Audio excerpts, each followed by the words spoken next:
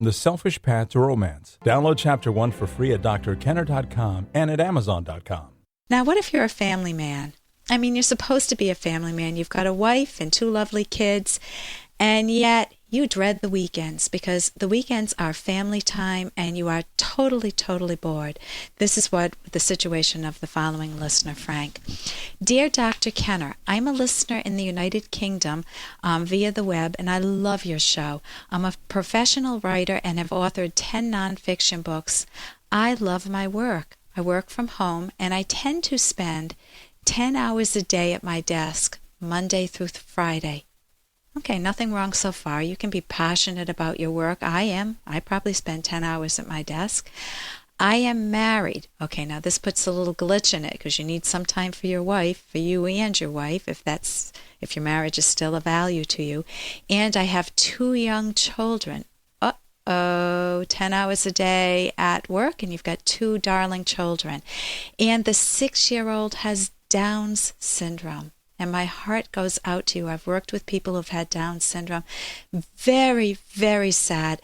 And if I could tell you one piece of information which you probably know very well, those 10 hours that you're working at your desk, your 11-year-old who's the healthy one that doesn't have Down syndrome, he or she needs you desperately. I've heard so much from the kids who've had a sibling with a handicap, a severe handicap, that they get brushed aside. All the attention is given to the handicapped child, and that the 11-year-old, the healthy child, feels guilty that they are not handicapped, that they have good functioning, and the parents don't seem to recognize them because the parents feel guilty. Not treating each kid equally, in quotes, and you can't. You need to treat each child uniquely. So continuing with your email, Frank. Every week I try to follow through with a commitment to spending the weekend with my wife and kids, but after just a few hours I find myself getting depressed. I love my family, but for some reason being with them for extended periods drives me crazy, and all I want to do is get back to work. Taking 2 days off to do nothing, in quotes, seems a waste to me, and by the time Sunday rolls around, I'm halfway to crazy. Hey, I got to interrupt this because we've got to pay some bills. 30 seconds, that's it. A very quick ad, and then Ellen will be back. Romance. Ugh, I wish guys knew more about what we want from a relationship. Boy, I wish I knew more about what I want. Where's that ad I saw?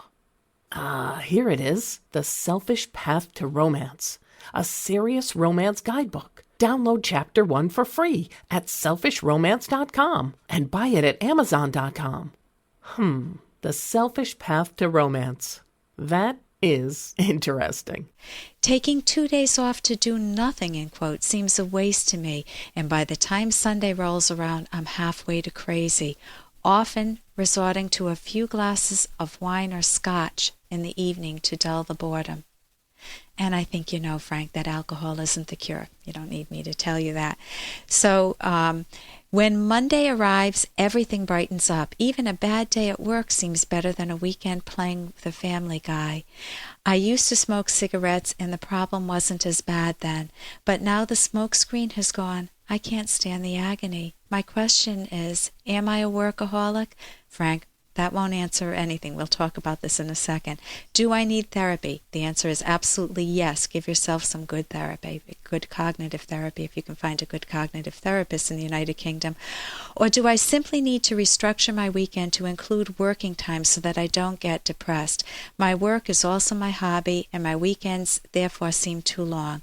As for vacations, well, maybe the rational thing to do would be to start smoking again. Smiley face. Love your show and hope you can shed some light on this for me. Best wishes, Frank.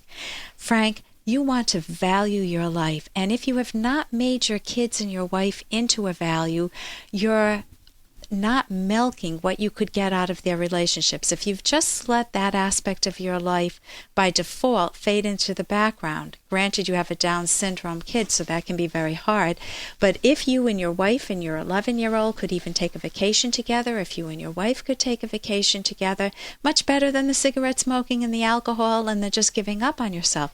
My guess is you already know the answer, that yes, you do need to restructure your weekends so that it isn't two solid blocks of non-work.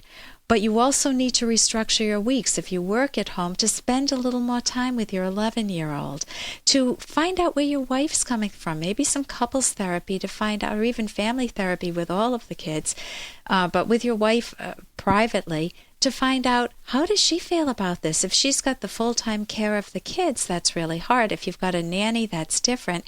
But it is very, very hard with a Down syndrome kid. So I wish I had more time to talk about this. And here's a little more from Dr. Kenner.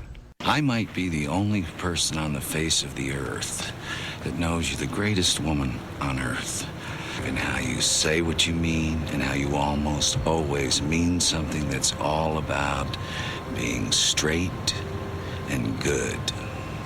And I think most people miss that about you.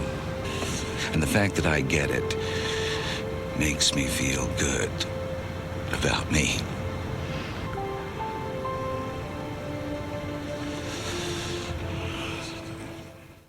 Now that's fabulous. That's Jack Nicholson. Imagine someone saying that to you, whether you're a woman or a man, someone knowing you so deeply, so well, and having the courage to put it into words, to tell you how they feel about you. And it makes them feel proud about themselves too.